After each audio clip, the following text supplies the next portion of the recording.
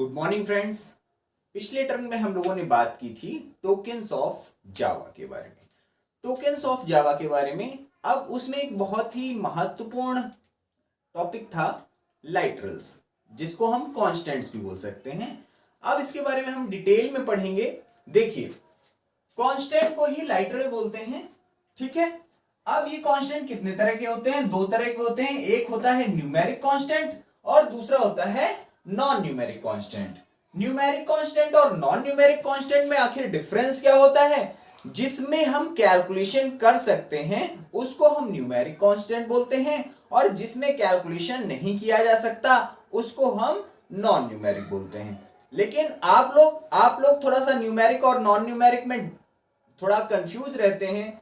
Example के तौर पे आपको जहां पर भी डिजिट्स दिखती हैं आप बोलते हो वो न्यूमेरिक है, और जहां डिजिट्स नहीं दिखती हैं या डिजिट्स के साथ टेक्स्ट मिक्स होता है, अल्फाबेट्स मिक्स होते हैं, वहां पर आप उसको नॉन न्यूमेरिक बोलते हो, जबकि ऐसा नहीं है। एग्जाम्पल के तौर पे अगर हम बात करें, हमारे पास एक बहुत ही अच्छा एग्जाम्पल है फोन नंबर, मोबाइल नंबर। अगर की बात करें तो इंडिया में 10 डिजिट का मोबाइल नंबर होता है लोगों का। अब ये 10 डिजिट का जो मोबाइल नंबर होता है ये न्यूमेरिक होता है या नॉन न्यूमेरिक होता है? इसको 90% लोग बोलेंगे न्यूमेरिक होता है, जबकि यह नॉन न्यूमेरिक है। कैसे नॉन न्यूमेरिक है? देखिए, ऐसा कोई सिस्टम नहीं है, ऐसा कोई फॉर्मूला नहीं है कि हमारे मोबाइल नंबर में आप कुछ ऐड करो या सब्ट्रैक्ट करो तो हमारे पड़ोसी का मोबाइल नंबर मिल जाए, या हमारे फ्रेंड का मोबाइल नंबर मिल जाए, या किसी दूसरे टीचर का मोबाइल नंबर मिल जाए। हाँ, आप ये कर सकते हो कि दो नंबर निकाल एक साथ लेके फिर उनका डिफरेंस निकाल के फिर बोल सकते हो कि नहीं इसमें इतना जोड़ोगे तो उनका मिल जाएगा, लेकिन इसका एक पर्टिकुलर रूल नहीं है। जैसे अगर हमारे 10 प्लॉट आगे की बात करें तो उसका प्लॉट नंबर हम अपने प्लॉट नंबर से कैलकुलेट करके निकाल सकते हैं। 5 वाले का 5 ऐड करके 5, और 10 प्लॉट के बाद 10 ऐड करके निकाल सकते हैं, जबकि मोबाइल नंबर में ऐसा नहीं हो सकता। तो प्लॉट नंबर क्या हो गया? न्यूमेरिक हो गया, क्योंकि उसमें कैलकुलेशन करके हम लोग पड़ोस के एड्रेस निकाल ले रहे हैं, तो वो क्या हो गया? न्यूमेरिक। बट मोबाइल नंबर हमारा न्यूमेरिक नहीं हुआ, क्योंकि इसमें हम किसी तरह की calculation plus minus multiply divide इस तरह का कुछ भी नहीं करते हैं, ठीक है। तो सबसे पहले मोटी मोटी बात ये समझ लीजिए, तो न्यूमेरिक में क्या क्या आता है? इंटीजर लाइटरल्स और रियल लाइटरल्स। रियल लाइटरल्स को हम फ्लोटिंग लाइटरल्स भी बोलते हैं। अब देखिए, इनमें डिफरेंस क्या होता है? इंटीजर लाइटरल मतलब कंप्लीट नंबर। जो भी नंबर हमारा कंप्लीट नंबर होता है उसको हम बोलते हैं इंटीजर लाइटरल। कंप्लीट नंबर से मतलब क्या है? कंप्लीट नंबर से मतलब है उसमें कोई भी फ्रैक्शनल पार्ट नहीं होना चाहिए। फ्रैक्शनल पार्ट का मतलब जो आपका डेसिमल पॉइंट होता है उसके बाद कुछ भी नहीं लिखा होना चाहिए, इवन जीरो भी नहीं लिखा रहना चाहिए। वैसे मैथ्स में आप पॉइंट जीरो का मतलब नथिंग होता है, लेकिन कंप्यूटर में इवन जावा में पॉइंट जीरो का मतलब भी आपको वो इंटीजर लाइटरल से उठाकर रियल लाइटरल में रख देगा, क्योंकि वो बोलेगा कि आपने डेसिमल पॉइंट यूज किया, मतलब आपको फ्रैक्शनल पार्ट चाहिए, इस वजह से वो आपको रियल लाइटरल में लिख देगा, रख देगा। तो हम अगर इंटीजर लाइटरल के एग्जांपल्स देखें तो हमने लिखा 45 इंटीजर लाइटरल, 0 इंटीजर लाइटरल, -786 इंटीजर लाइटरल। ये सारे के सारे हमारे क्या हैं? इंटीजर लाइटरल्स हैं, इंटीजर वैल्यूज हैं। हमने आपको पहले भी बताया था जब कांस्टेंट की डेफिनेशन बताई थी कि सारी तरह की वैल्यूज, जितनी भी वैल्यूज हैं आपकी पूरे संसार में, वो सारी की सारी किसमें आती हैं? लाइटरल्स में आती हैं, कांस्टेंट्स में आती हैं, ठीक है। अब हम रियल लाइटरल की बात करें। रियल लाइटरल में पॉइंट वाले नंबर्स, मतलब हमने कुछ भी लिखा, हमने लिखा 4096 और पॉइंट लगा के हमने लिखा 0.001, क्या हो गया? रियल लाइटरल हो गया। हमने 1.0003 लिख दिया, रियल लाइटरल हो गया। हमने 5.0 लिख दिया, तब भी ये रियल लाइटरल हो गया। अब देखिए, एक चीज होती है जब हमें कोई चीज एक्सपोनेंट में दिखानी होती है, एक्सपोनेंशियल फॉर्म में, जैसे हमें लिखना है 1.6 × 10⁻⁻19, हमें ये चीज लिखनी है तो हम इसको जावा में कैसे लिख सकते हैं, 1.6 e -19। ये e आपका स्मॉल भी हो सकता है और कैपिटल भी हो सकता है, और इस एक्सप्रेशन को भी हम रियल लाइटरल में ही रखेंगे। ठीक है, अब आगे बात आती है बुलियन लाइटरल्स। तो बुलियन में केवल दो वैल्यूज होती हैं। जावा में बुलियन केवल दो वैल्यू सपोर्ट करता है। जावा में क्या, हर जगह केवल दो ही वैल्यू सपोर्ट करता है, एक होता है ट्रू और एक होता है फॉल्स। ये दोनों की दोनों वैल्यूज स्मॉल लेटर्स में है। ट्रू को जो होता है वो 1 रिप्रेजेंट करता है और फॉल्स को 0 रिप्रेजेंट करता है। ठीक है, इसके बाद की बात करते हैं कैरेक्टर लाइटरल। इसके बाद की बात करते हैं कैरेक्टर लाइटरल। हमने जब बात की थी जावा कैरेक्टर सेट की, अगर किसी ने जावा कैरेक्टर सेट किसी को नहीं पता है तो हमारे प्रीवियस वीडियोस में एक वीडियो है जावा कैरेक्टर सेट, आप उसको ध्यान से देखिए, आपको जावा कैरेक्टर सेट के बारे में अच्छी तरह से पता चल जाएगा। हाँ, फिर से हम देखते हैं, जब हमने बात की थी जावा कैरेक्टर सेट की, तब हमने आपको बोला था कि जावा में हर एक कैरेक्टर एक यूनिकोड से रिप्रेजेंट होता है। यूनिकोड क्या है, एक बाइनरी नंबर है। अब नंबर आपका कांस्टेंट होता है कि नहीं होता है, इसीलिए जावा का हर एक कैरेक्टर अपने आप में एक कांस्टेंट होता है। मतलब कोई भी सिंगल कैरेक्टर अगर सिंगल इन्वर्टेड कॉमा में क्लोज है तो वह अपने यूनिकोड को रिप्रेजेंट करता है, वह एक कैरेक्टर लाइटरल होता है। वो ए भी हो, स्मॉल ए भी हो सकता है, कैपिटल बी भी हो सकता है, और इवन आपके कुछ एस्केप सीक्वेंसेस होते हैं जिनको हम व्हाइट स्पेस कैरेक्टर्स भी बोलते हैं। जैसे एग्जांपल के तौर पे \n, जो कि लाइन चेंज करने वाला कैरेक्टर है। ये देखने में आपके दो कैरेक्टर हैं, लेकिन ये एक कैरेक्टर को रिप्रेजेंट करते हैं। किस कैरेक्टर को, लाइन चेंज कैरेक्टर को रिप्रेजेंट करते हैं। तो ये भी हमारा क्या होगा, कैरेक्टर लाइटरल होगा। स्ट्रिंग लाइटरल, डबल इन्वर्टेड कॉमा में क्लोज कोई भी कैरेक्टर सेट, ये आपका एक कैरेक्टर भी हो सकता है, ठीक है, एक वर्ड भी हो सकता है, और एक सेंटेंस भी हो सकता है। अगर डबल इन्वर्टेड कॉमा में क्लोज है, डबल कोट्स में क्लोज है, जावा में कोट्स बोला जाता है और नॉर्मल लैंग्वेज में इन्वर्टेड कॉमा, तो वो क्या हो जाएगा आपका string constant. I am writing हमने लिखा।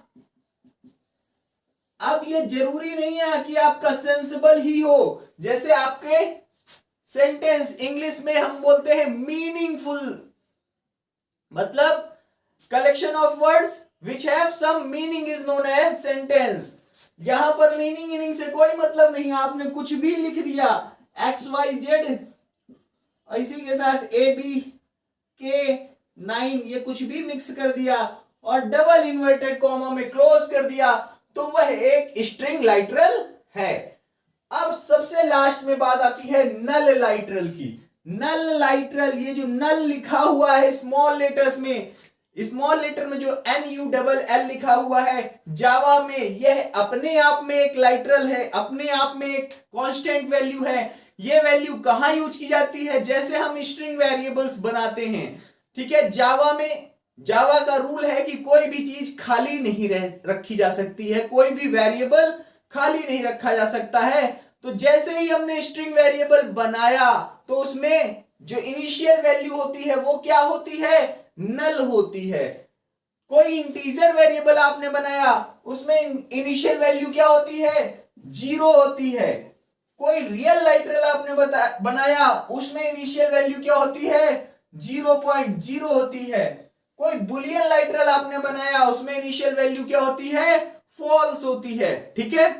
तो इस तरह सबकी कुछ ना कुछ इनिशियल वैल्यू होती है। जावा क्योंकि गार्बेज को सपोर्ट नहीं करता है, जावा गार्बेज वैल्यूज को एकदम सपोर्ट नहीं करता है, इसलिए जैसे ही हम कोई वेरिएबल क्रिएट करते हैं तुरंत उसमें वैल्यूज आ जाती हैं।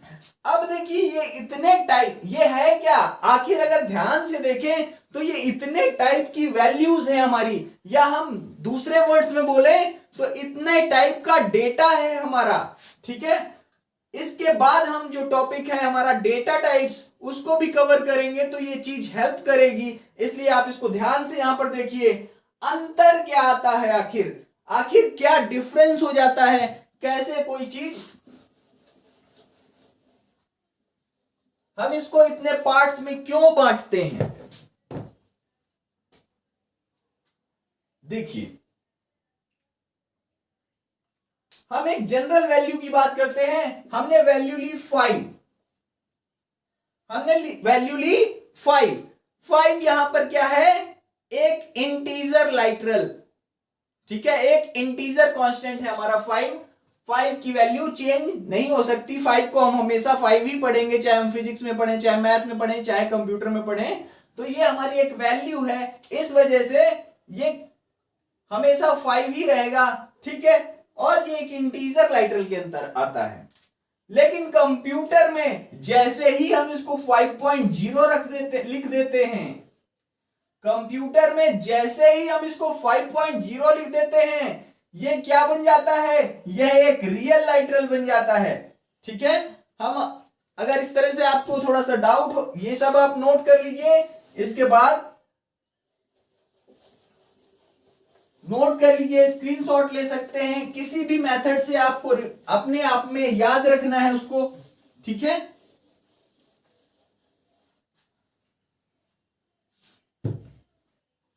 अब फिर से ध्यान दीजिए, हमने लिखा केवल 5, तो 5 क्या है हमारा, इंटीजर लाइटरल है, हमने इसी को 5.0 लिख दिया, तो ये तुरंत क्या बन गया, ये हमारा रियल लाइटरल बन गया, रियल लाइटरल, फ्लोटिंग लाइटरल।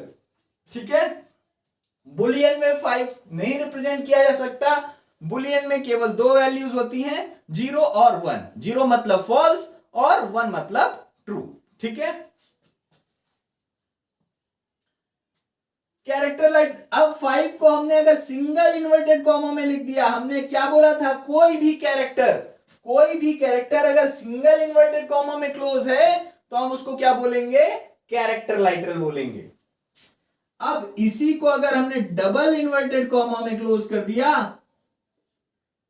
तो ये क्या हो गया, ये आपका स्ट्रिंग लाइटरल हो गया।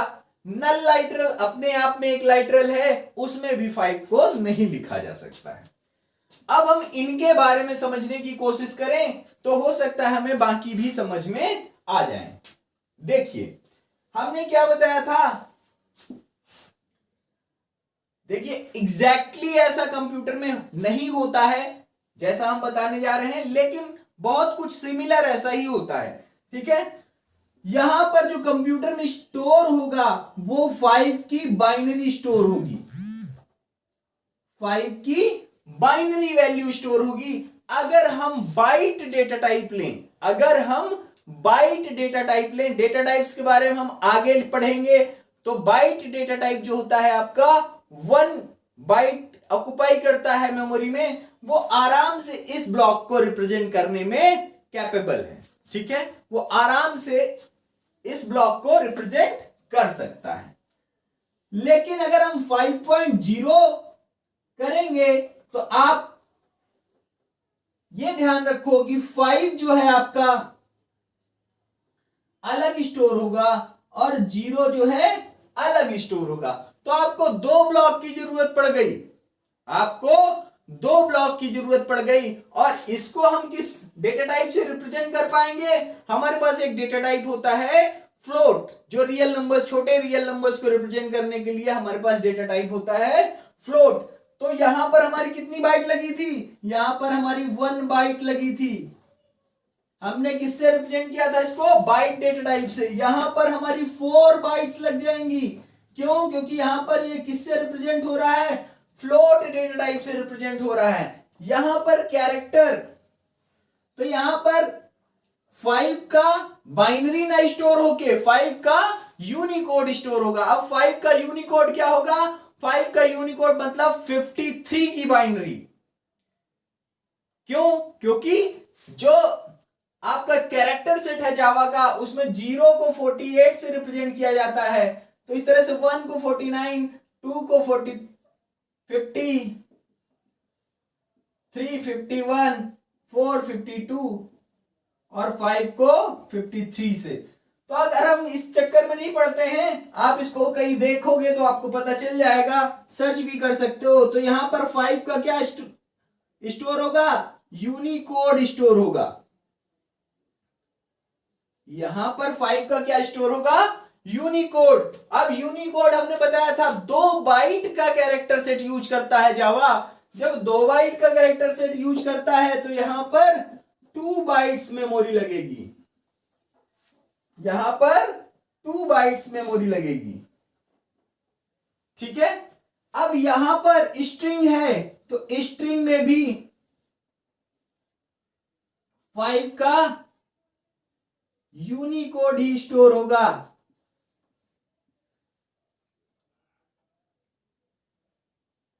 और यहां पर भी 2 बाइट्स ऑफ मेमोरी लगेगी। दूसरी चीज, इसमें और इसमें डिफरेंस क्या है, इसमें और इसमें डिफरेंस ये है कि अगर ये 51 होता, अगर ये 51 होता तो इसमें तो स्टोर हो सकता था 2 ब्लॉक्स में, इसमें तो स्टोर हो सकता था 2 ब्लॉक्स में, लेकिन इसमें स्टोर नहीं हो सकता है क्योंकि इसमें सिंगल कैरेक्टर ही सिंगल कोट्स के अंदर अलाउड होता है, ठीक है। तो आप ध्यान से देखो, यहां पर 1 बाइट लग रहा है, यहां पर 4 बाइट लग रहा है, यहां पर 2 बाइट्स लग रहा है और यहां पर भी 2 बाइट्स लग रहा है। तो हर एक सिचुएशन में रिक्वायरमेंट ऑफ मेमोरी अलग अलग है, उसको प्रोसेस करने का तरीका अलग अलग है। इस वजह से हमें अलग अलग डेटा टाइप की चीजों का इस्तेमाल करना पड़ता है, अलग अलग डेटा टाइप के वेरिएबल्स लेने पड़ते हैं, ठीक है। ये बात हुई हमारी 5 की। अब अगर हम इसी में 15 कर दें, अब अगर हम इसी में 15 कर दें तो यहां पर 15 की बाइनरी स्टोर होगी, 15.0 कर दें तो यहां पर 15 की बाइनरी और यहां पर 0 की बाइनरी, यहां पर 15 तो यहां पर 15 पॉसिबल नहीं है। मतलब 15 अगर हम ऐसे सिंगल कोट्स में लिखते हैं तो लॉजिकली ये गलत है, भले ही कंप्यूटर उसको बाय चांस रिप्रेजेंट कर दे, लेकिन लॉजिकली ये गलत है क्योंकि जावा ने हमें क्या अलाउड किया है, कैरेक्टर कांस्टेंट में सिंगल कैरेक्टर को सिंगल इन्वर्टेड कॉमा के अंदर या सिंगल कोट्स के अंदर लिखेंगे तब वो कैरेक्टर कांस्टेंट को रिप्रेजेंट करेगा। और यहां पर अगर हम 15 लिख दें तो कोई प्रॉब्लम नहीं है, लेकिन चीजें थोड़ी सी बदल जाएंगी। यहां पर 1 का यूनिकोड और फिर यहां पर 5 का यूनिकोड, ठीक है। तो टोटल कितनी बाइट्स आ गई, 2 and 2, मतलब टोटल 4 बाइट्स ऑक्युपाई करने लगा, ठीक है। ये हमारा डिफरेंस होता है अलग अलग डेटा टाइप का या अलग अलग टाइप्स की वैल्यूज को स्टोर करने में, ठीक है। यहां पर देखिए 15 एक साथ है, 15 एक साथ है, यहां पर 15 जो है वो 2 पार्ट्स में डिवाइड हो गया। आप इससे भी समझ सकते हैं कि यहां पर कैलकुलेशन हो सकता है और यहां पर कैलकुलेशन पॉसिबल नहीं है। एग्जाम्पल के तौर पे हमने लिखा 15 इंटू 4, हमने लिखा 15 इंटू 4, तो मैथमेटिक्स में हम 15 इंटू 4 तो कर सकते हैं, लेकिन अगर हमारा 1 और 5 अलग अलग स्टोर है, अब हम इसमें 4 करें तो 4 प्लस 4 1 जा 4 एंड 4 5 जा 20, तो ये 24 नहीं होता है, 15 4 जा 60 होता है, ठीक है। ये हमें गलत रिजल्ट देगा। प्लस वो प्लस क्यों करेगा, ऐसा कोई सिस्टम उसमें नहीं है, इसीलिए हम कहते हैं कि वहां पर कैलकुलेशन पॉसिबल नहीं है, यहां पर कैलकुलेशन पॉसिबल नहीं है क्योंकि ये नॉन न्यूमेरिक लाइटरल्स है, ठीक है। आशा करते हैं आप सबको बहुत अच्छे से समझ में आया होगा। जिसको नहीं समझ में आया वीडियो को फिर से देख लें, ठीक है। चैनल को सब्सक्राइब करना और बेल आइकन को प्रेस करना ना भूलें। धन्यवाद।